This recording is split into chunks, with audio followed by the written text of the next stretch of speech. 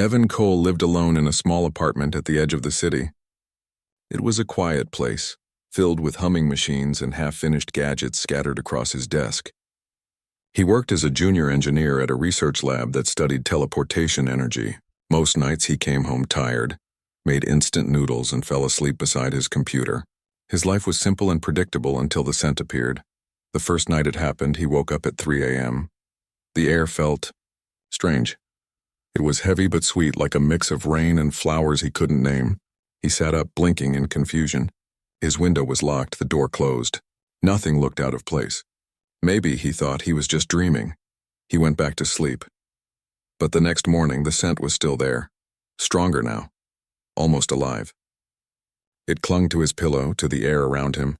He tried washing the sheets, spraying air freshener, even checking the air vents. Nothing worked. Maybe something's leaking from the lab, he muttered, making a note in his journal. He was a man who liked explanations, and this one had none. The next few nights were normal again, and Evan forgot about it. Until it returned, so suddenly that he woke up gasping. This time he felt a breeze brush his face, though every window was sealed.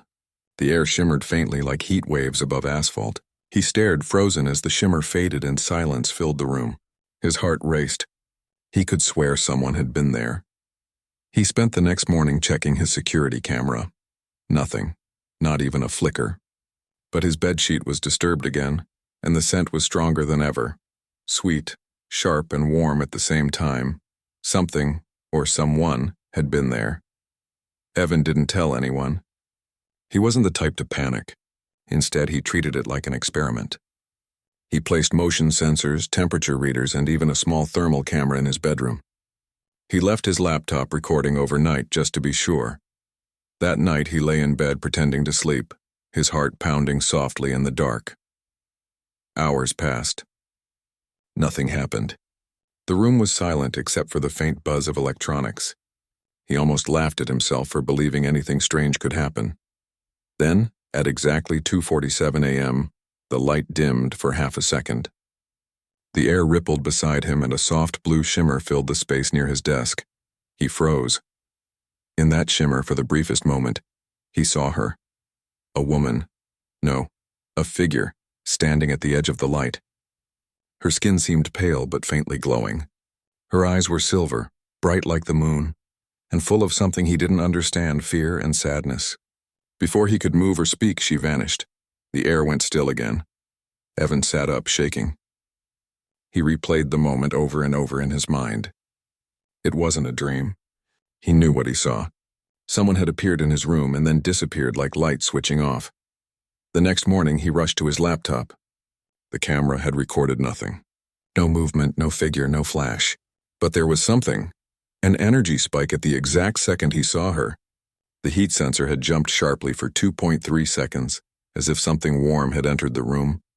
And that scent, sweet, alien, impossible, still filled the air. Evan felt both afraid and fascinated. He tried to explain it logically. Maybe a projection glitch. Maybe a mirror reflection from the streetlights, he reasoned aloud. But deep down he knew this was something else. That night he didn't sleep. He sat by his desk, lights off, waiting. Hours passed again, the clock ticking softly. Then at 2:46 a.m. the lights flickered and she appeared again. This time she stayed longer, maybe 4 seconds. Evan saw her clearer now. Long white hair that floated as if underwater, smooth silver skin with faint glowing patterns, and clothes that looked woven from light itself. Her lips parted as if she wanted to say something, but her image flickered, unstable, breaking into pieces of light before fading entirely. When she vanished, Evan jumped to his feet. "Wait!" he shouted into the empty air, but only silence answered him. The room smelled strongly of that same sweet scent, richer and thicker now, like energy and flowers mixed together. He didn't sleep that night. He couldn't. By morning, he went straight to his lab. He secretly checked the teleportation energy readings from the city. There had been no official teleport use in his area, but one tiny spike had been detected, exactly at his apartment's coordinates. It lasted 3 seconds. He stared at the data in disbelief. It wasn't a dream. It was real. Over the next few nights, the pattern continued. She appeared around the same time, always for just a few seconds, always looking frightened. Sometimes she reached out, but her hand flickered before it could touch anything. Once, Evan thought he heard her whisper his name, but that was impossible. She couldn't know him. Could she? On the 7th night, something changed. She appeared longer, almost 10 seconds this time. The shimmer filled the whole room, making everything glow faint blue. Evan stood slowly, raising his hand. "Can you understand me?" he asked softly. Her lips moved, but her voice was faint, almost like a broken radio. "Help, not control. Trapped," she said, her words trembling between static. Then, before he could ask anything else, she vanished again. The room fell quiet. The scent lingered. Evan's computer beeped. A message had appeared on the screen, lines of alien symbols moving across his monitor as if typed by invisible hands. He copied the data and stared at it for hours. It didn't match any known language or code, but it had rhythm, repetition, structure. It was a message. She was trying to communicate. He worked all night using translation programs and AI decoders. Slowly, fragments began to make sense. The message said something like, "Accident. Wrong anchor, linked, I can't stay. Not safe." He leaned back, eyes wide. Wrong anchor, linked, could it be? She had somehow connected her teleportation signal to his location by mistake. If that was true, then she wasn't haunting him, she was trapped. Evan's heart pounded with both fear and curiosity. "Who are you?" he whispered, staring at the glowing text on his screen. "And why me?" He didn't know the answer, but he knew one thing for sure: he couldn't stop now. He had to understand what was happening, and maybe somehow help her. That night, he prepared again, this time with his recorder running, notes ready, and his laptop connected to the lab's hidden frequency scanner. He wanted evidence, data, something he could use. At 2:46 a.m., as if the universe followed a schedule, the light shimmered again. She appeared right beside his bed, closer than ever before. Her eyes locked on his. There was fear in them, but also recognition. "Please," she whispered weakly. "Don't let me disappear." Before he could reply, the air shook with energy. The glow flickered violently. She screamed, a sound full of distortion and pain. And then she vanished in a burst of blue light that made his screen spark. Evan covered his face, heart racing. When he looked again, she was gone. Only the faint glowing pattern remained on his desk, slowly fading. The air smelled like ozone and rain and that same haunting sweetness. He sat there for hours, staring at the place where she had stood. He didn't understand what was happening, but he could feel one truth deep in his chest. She wasn't a ghost. She was real, and she was in trouble. Somehow, across space, or maybe across dimensions, she was reaching out to him. And Evan Cole, an ordinary engineer who believed only in science, was now the only person who might be able to save her. Evan Cole didn't sleep after that night. The memory of the glowing woman haunted him. He could still hear her weak voice in his ears. "Don't let me disappear." He replayed every recording, every data file, but the camera still showed nothing, only a flash of light and a burst of static. The sensors, however, told a different story. They showed a clear energy pattern forming every night at the exact same time. It wasn't random. It followed a rhythm, almost like breathing. He realized something incredible. The being, whoever she was, wasn't visiting him by choice. She was being pulled into his dimension like a magnet attracting metal. The next night, Evan made a decision. He wouldn't just watch anymore. He would try to talk to her properly. He prepared the room carefully. He turned off all electronics except his recording device. He set up a soft light near the corner so she wouldn't appear in darkness. He even placed a small whiteboard beside the bed with a marker in case she could write something. By midnight, everything was ready. At 2:46 a.m., as expected, the shimmer began. The air vibrated softly, the walls glowed faint blue, and there she was again, flickering but visible. Evan stood still. "It's okay," he said softly, keeping his voice calm. "You're safe here." Her form stabilized for a moment. She looked around, eyes wide with both fear and wonder. Her silver hair floated gently as if underwater. This time she spoke more clearly. "Ivan," she said.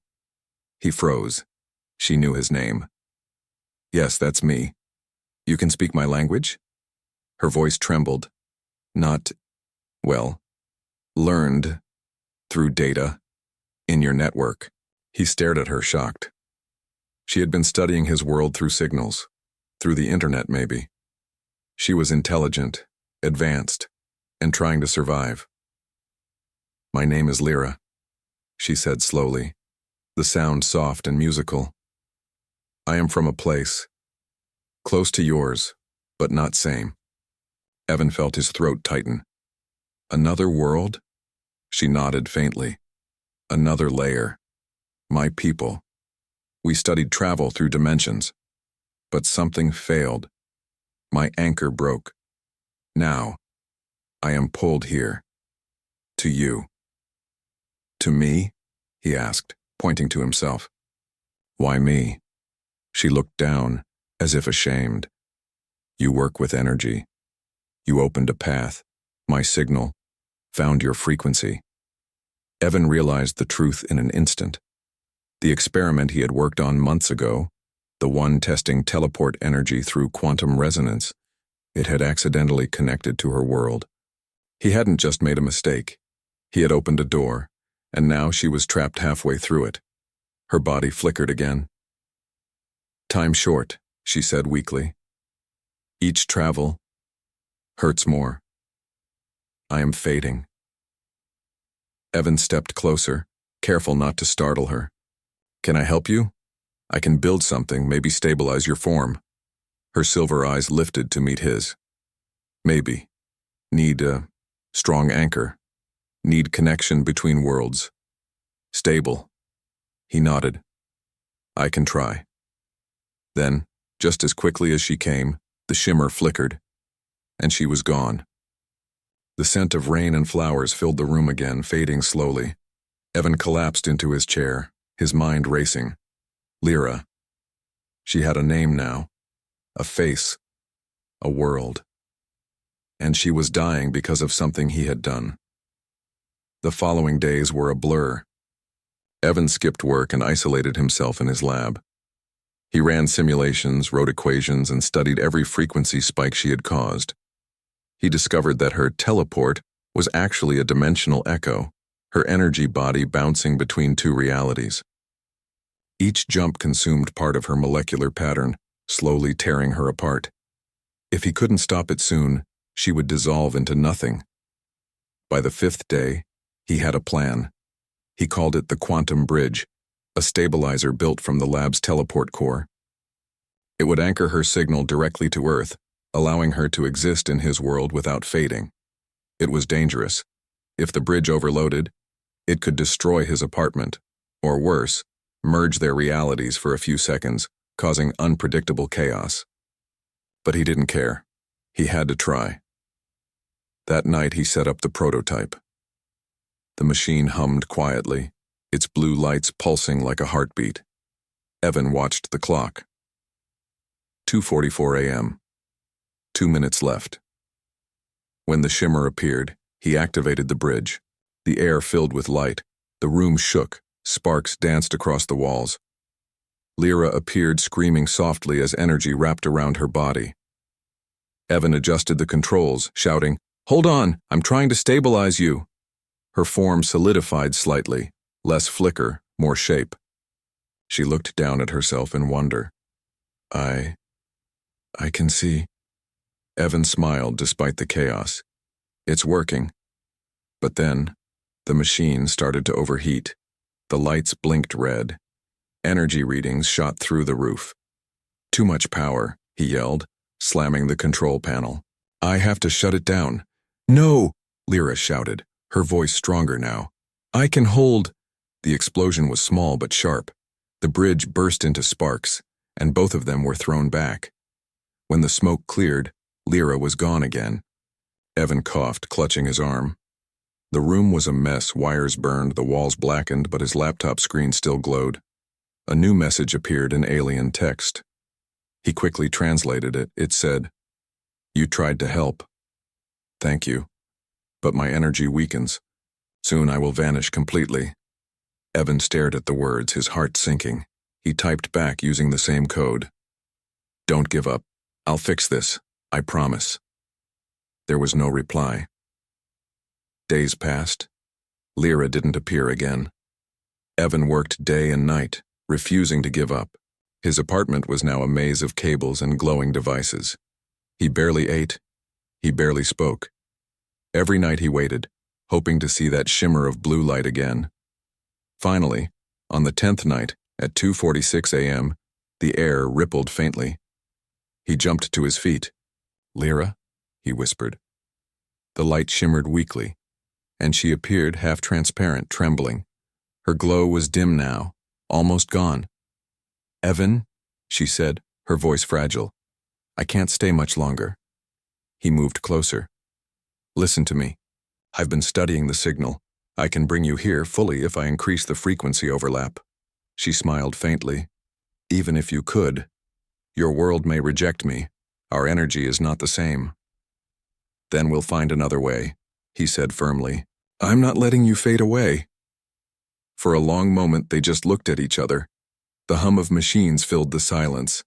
Her eyes reflected light like liquid silver, soft and sad. "I used to study life," she said quietly. "On my world, I was a scientist. I believed we could travel beyond our sun, beyond space itself. I wanted to help my people survive." Evan listened silently. "Our sun is dying," she continued. "We tried to open new paths to other worlds. I volunteered for the first test, but something went wrong. I ended up here, with you." Her voice shook. "I thought humans were gone, but you built the same kind of bridge. We are connected, Evan, by science, by hope." Evan felt a lump in his throat. He didn't believe in fate, but in that moment, he did. "Then maybe," he said softly, "we can save each other." Her faint smile deepened, but then her form began to break apart again. "No," he shouted, running to the console. "Hold on." She reached out, her fingers trembling, almost touching his hand before turning into light. "Evan," she whispered, "if I don't return, remember me." Then she vanished. The room went dark. Only her scent remained, stronger than ever, filling the air like a final goodbye.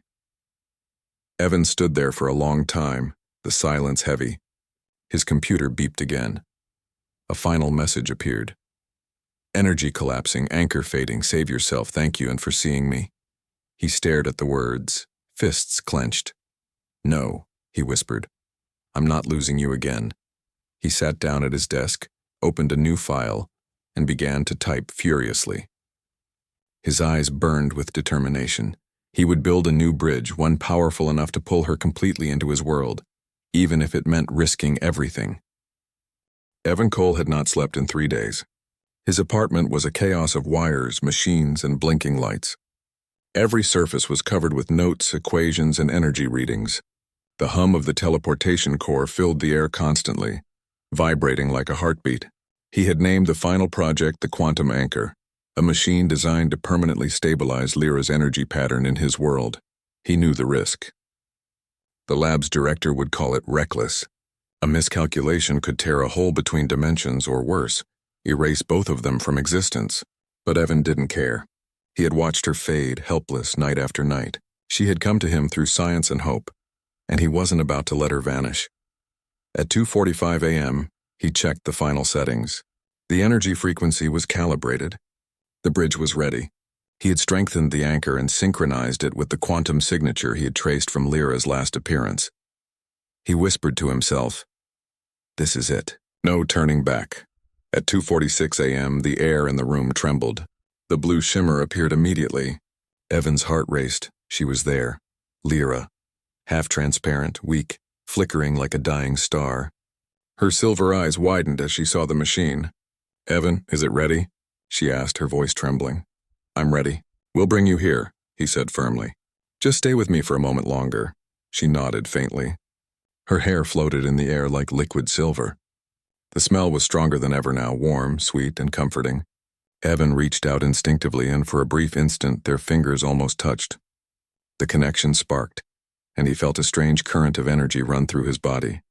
Then the machine roared to life. Energy waves bounced off the walls, crackling with power. The quantum anchor hummed so loudly that Evan had to raise his voice. "Hold on, Lyra. This is going to work." The room shimmered violently. Light fractured across the walls. Evan's eyes watered from the intensity. Lyra's form flickered rapidly, almost disappearing. He shouted again, "Stay with me! You can do this!" She reached toward him, her hand shaking. "I trust you," she whispered. Suddenly, the energy peaked. Sparks flew from the machines. The floor vibrated. Evan's heart pounded as he fought to keep the anchor stable. Numbers flashed across his screen, warning of overload. The bridge was at its limit, and then the impossible happened. The shimmer stabilized. Lyra's body, fragile and fading for weeks, began to solidify. Her silver skin gained color. Her hair shimmered like soft light. The flickering stopped. She was real. Fully real. Evan couldn't believe it. He reached out, and this time her hand met his, solid, warm, alive.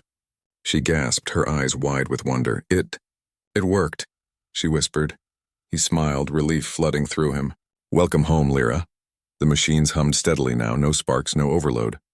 Evan slumped against the desk, exhausted but ecstatic. She stepped closer, and he could finally see her properly. An alien figure, yet familiar, radiant and alive. "I thought I would disappear," she said softly, breathing in deeply. "I didn't know I'd ever feel solid again." "You're safe now," Evan said, gripping her hands. "You don't have to worry anymore. I promise." She looked around the apartment, eyes full of awe. "Your world, it's beautiful. And strange. I never imagined such places could exist outside my own reality." Evan laughed softly. "Wait until you see the city in daylight. You'll love it." Over the next days, Lyra began to recover. She slept in a real bed for the first time in what felt like forever. She explored Evan's apartment cautiously, touching objects as if discovering them for the first time. Every day, the bond between them grew stronger. They spent hours talking about her world and his. Lyra told him about her planet's dying sun, about the experiments that failed, and about the hope she had for life beyond her home dimension. Evan shared his own life, his dreams, and the lonely nights spent in the apartment. One afternoon, she turned to him, eyes sparkling. "You saved me. I thought I would fade away forever, and now I am here because of you." Evan smiled quietly. "No, Lyra, you saved yourself. I just helped." She shook her head. "It was not just help. It was your courage, your refusal to give up. Humans, you are remarkable." Evan felt a warmth in his chest. He didn't understand why she thought humans were special, but in that moment it didn't matter. He was glad she was alive, glad she was here, and glad he had been part of her survival. Weeks passed. Evan fine-tuned the quantum anchor to make it permanent. Lyra learned to control her presence in his dimension without flickering. Her energy no longer depended on the nightly pull. They were synchronized now, stable. But there were challenges. The energy patterns of their worlds were different. She could not yet walk freely outside for long periods, and sudden surges in her home world still caused minor disruptions. Yet, each time she returned, she grew stronger. Every night, she stayed longer now. The scent that had haunted Evan's apartment finally became a comforting presence rather than a warning. Sweet, warm, and alive, it reminded him that she was here, real and steady. One night, after setting the bridge to run safely on autopilot, Evan and Lyra sat together by the window, looking at the city lights. "You know," she said quietly, "I thought I was alone. I thought no one would ever understand or see me." "You're not alone," Evan said. "You never were, and you never will be." She smiled faintly, resting her head on his shoulder. "I will stay here, not just because you saved me, but because I want to." They sat together in silence, the hum of the machines and the faint scent filling the room. The city glowed below them, unaware of the incredible miracle that had just occurred. Two beings from different worlds, brought together by courage, science, and trust. For the first time in weeks, Evan felt truly at peace. Months later, the quantum anchor was fully integrated into the lab systems. Evan documented the project carefully, leaving notes about Lyra's arrival, the energy patterns, and the necessary precautions. He didn't tell anyone about the shimmer, the smell, or the nights she had appeared before stabilization. Those were their secrets. Lyra now walked the world outside with him. Her presence caused fascination and awe in the scientific community, but Evan and she avoided attention. They had learned the value of privacy and, more importantly, the value of trust. Sometimes at night, she would still drift into his room unannounced, but now, it was voluntary and they shared quiet conversations, laughter and dreams. The scent that had once terrified him now meant comfort, safety, and companionship. One evening, Evan looked at her and said, "You know, when you first appeared, I had no idea how to help you. I thought I was powerless." Lyra smiled softly. "You were never powerless. You had courage. And sometimes courage is enough to change everything." Evan held her hand. "I guess we proved that." "Yes," she whispered. Together. Outside, the city lights twinkled like stars. Inside, a human and an alien sat together in quiet triumph. Science had brought them together. Hope had kept them alive. And now, in a world filled with uncertainty, they had found certainty in each other. Evan realized one simple truth. No matter how strange or impossible life might seem, humans, and sometimes the courage they inspired in others, were capable of miracles. And Lyra, who had once been nothing more than a flickering silhouette and a haunting scent, was living proof.